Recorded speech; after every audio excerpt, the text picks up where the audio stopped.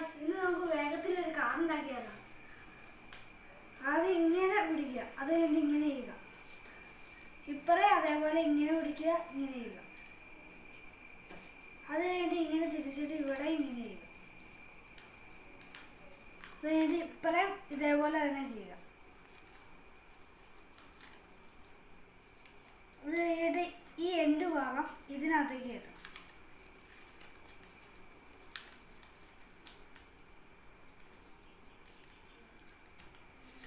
എന്നിട്ട് ഈ പോയിന്റ് ഇങ്ങനെയാണ്.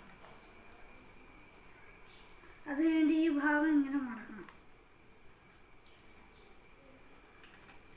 എന്നിട്ട് ഈ എൻഡ് പോയിന്റ് ഇങ്ങോട്ടേക്ക് കയറ്റിയിടണം.